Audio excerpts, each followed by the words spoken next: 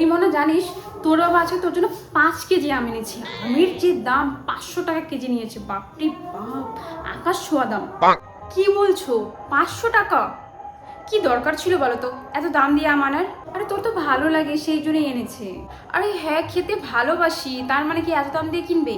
এখন তো সবসময় ফুটি মাজা সব কিছুই পাওয়া যায়, না কিনলেও পারো। আর কিন্তু কিনতে যাবে না এত দাম দিয়ে। ও মা দেখো, আজকে আমি আবার কতগুলো কাঁচা আম কুড়িয়ে এনেছি। কি, তুই আবার আম কুড়াতে গিয়েছিস কেন? কেন বলতো কেন?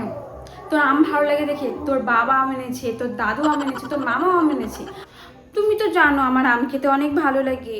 তো বাড়িতেও একটা গাছ আছে সেখানেও আম ধরেছে, তবু কেন আমে পোষায় না। কে খাবে এতগুলো আম, কে খাবে? তো কি হয়েছে, আমি সব আম একাই খেতে পারবো। এত আম খেলে না পেট খারাপ করবে। না পেট খারাপ হবে না তো। এই মনা, তোর বাবা খেতে বসে, একটু টক দই এনে দে না রে।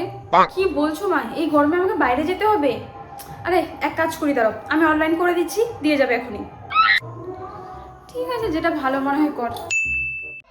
এই মনা, তোর বাবা খেতে বসে, একটু যা তো ওই উঠোনের দিকে না, শেষের থেকে লেবু গাছে দেখ কটা লেবু ধরে আছে, একটা লেবু নিয়ে আয়, যা যা। মনা, রান্নাবাড়ি আমার সব শেষ হলো, একটু ফ্যানটা চালাতো, আমি আসতেছি। হ্যাঁ আসো, আমি চালাচ্ছি। এই তুই কি করছিস? হ্যাঁ, এইভাবে কেউ ফ্যানের হাওয়া খায়?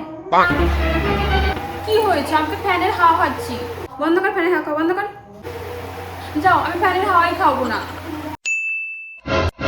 এই মানা, এই গরমে কোথায় ঘুরতে যাবি বল? এই গরমে ঘুরতে যাব? না না, আমি কোথাও যাব না, তোমার জ্বর হলে যাও, আমি বাড়িতেই ভালো আছি বাবা।